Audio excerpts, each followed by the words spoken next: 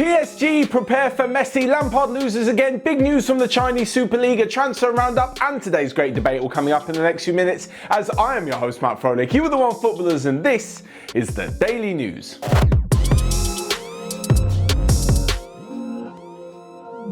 So first off, and yes, we're speaking about Messi again to PSG because apparently the club are certain that he will be moving to the French capital. So much so that they've told all of their official stores to plan for some very big business. They don't actually know whether or not he'll be joining in January or which number he will wear, but they just know that when he joins, there's going to be a lot of work to do. Imagine the shirt sales. Imagine the shirt sales, and I don't even know what number he's got at the minute. The reason being, obviously, because he wears 10 at Barcelona and Neymar wears 10 at PSG. So Neymar's been speaking that he'd love to play with Messi again, that they should definitely rejoin forces next year. Would he be willing to go as far as giving up the number 10 shirt? That's a pretty big deal. That could be a deal breaker. Personally, I think he'll do it. If he really wants Leo back that badly, he'll give him the number 10 shirt. On top of this, of course, it would just be insane if he joined in January because Barcelona have drawn PSG in the Champions League. Due to the rule change, I think it was a few years back, you can now play for two teams in the Champions League if you're registered differently from the September before the group stage and to January before the knockout stage. So we could have Messi sign. It's very unlikely. I will point out that it will likely be a pre-contract agreement and he'll join in the summer. But if Barca let him go, he'll go to PSG in January.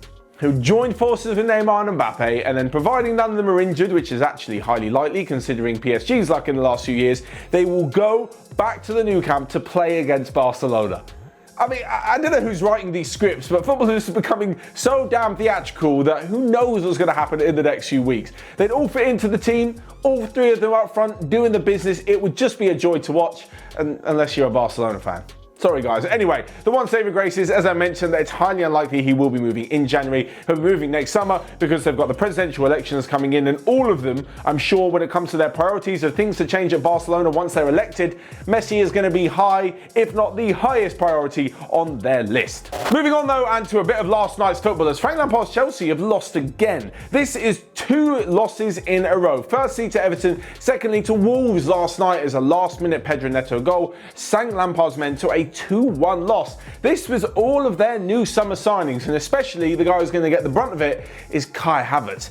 I don't really understand this. If you now, right, go back to any OneFootball video from kind of August to end of September, that 2-month period, not only will you see me, but you'll see all of you guys in the comment section as well saying Havertz is the best. Phenomenal signing, worth the money, generational talent. Chelsea have done the best business in the transfer window. Chelsea for the title, I'll hold my hands up. I watched Havertz here in Germany and he was unbelievable. It looks like to me to be the signing of the window, but now he just does not look up to it. The pace of the game, the fluidity, the strength, he just really looks lost, and it's kind of sad to see from someone who had so much talent and so much ability. I actually saw someone tweet last night that Havertz is the exact kind of player like Mo Salah, Kevin De Bruyne, or Romelu Lukaku before him, who will go away after failing at Chelsea, then come back to a team like Liverpool or City and be unbelievable. Honestly, I'm not quite sure what's going on because Chelsea are playing all of their new signings.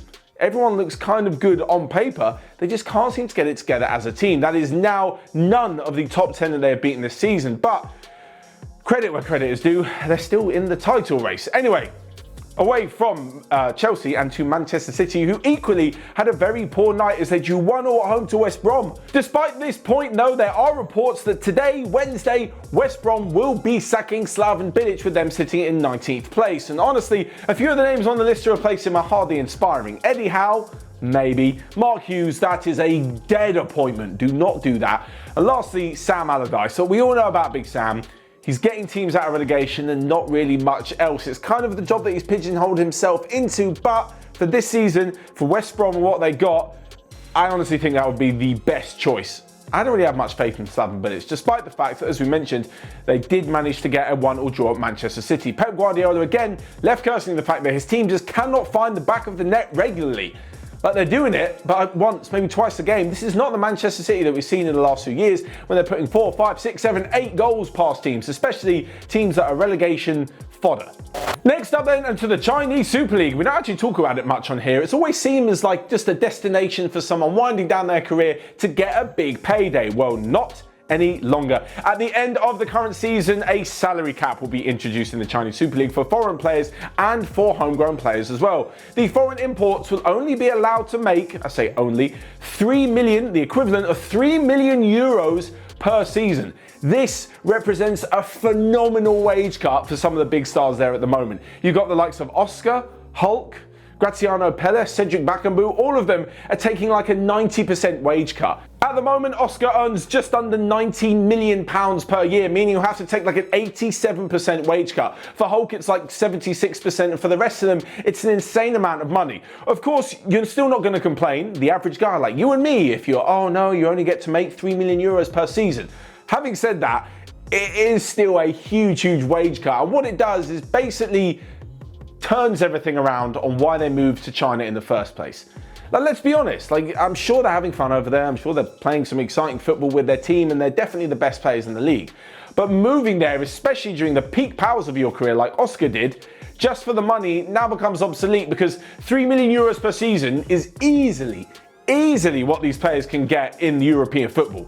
Like, even on the lower reaches of European football, as one of the best players in the team, they'd probably still be able to get somewhere near that salary. If they're back at the big clubs, my God, they'll be absolutely smashing that. Like, 3 million euros a year is absolutely nothing. So maybe we could just see them moving back. We did speak that Hulk, I mentioned earlier this week, maybe moving back with a potential move to Wolves, and who knows where the others will end up. So, talking of crazy wages, Bayern Munich are entering the ring. Their 17-year-old wonder kid Jamal Musiala is apparently being offered a new contract on his 18th birthday, which will be worth around £100,000 per week. This is literally the contract that they were trying to offer to Callum Hudson-Odoi, but then Chelsea stepped in and gave him just a little bit more money. Doesn't look like it really matters now, as they've got their own talented young player who actually could be playing for the England national team. I'm sure there'll be a fight erupting between England and Germany to try and get called up to the England and German senior squad. On top of this, Jose Mourinho has said that Harry Winks will not be allowed to leave the club on loan in the January transfer window, meaning he could be leaving permanently. Mesut Ozil has now said that he won't leave the club in January, that he'll stay and see out the last 6 months of his Arsenal contract on a ridiculous amount of money per week. And finally, Leeds are keeping tabs on Fikayo Tomori, the Chelsea defender, with view to a loan deal starting in January. Okay then, lastly but not least, we come to this week's great debate where the guys in the OneFootball newsroom ask a question to all of us. You can find my answer and their answer in the relevant article in the OneFootball app, but for the comment section down below, we want to know, using your crystal ball and looking into the future, who will be winning the 2021 Ballon d'Or? Obviously, it wasn't allowed to happen this year. We mentioned it yesterday. I think Ballon d'Or jumped the gun, but obviously it was cancelled. Robert Lewandowski more than likely would have won it, so who's going to win it next year? I'm going to go for Heung-min Son. Oh, Matt, you're biased, this, that and the other. Yeah, you know what? I am putting a little bias behind it because I think Son is one of the best attackers in the world, and nobody can refute this. You can't look at his stats and the way that he and Spurs are playing at the moment and say that Son isn't one of the best in the Premier League and one of the best attackers in the world. In fact, I've heard so much discussion that he'd get into any team in the world. Maybe. I'm going to put a maybe on that. It's tough to get in ahead of Mane at Liverpool. It'd be tough to get in ahead of Neymar at PSG. I'm sure he'd play on the other wing. Anyway, I think Heung-min Son is going to have a brilliant season. If he continues this form, and with Mourinho looking like something is different at Spurs, maybe they'll pick up a trophy or two. Who knows? He may be in the running. Do I think he's an outright winner? No, but I'm going to back for him anyway. Now, of course, because it's the rules of the internet, you guys will probably find that way more acceptable to handle than if I said Harry Kane, so that's exactly why I've gone for Heung-min Son. But you guys, let me know your thoughts in the comment section down below. Whilst you're at it, smash the like button and click here or here to check out everything else we've got going on OneFootball. But until next time, I'll see you guys later.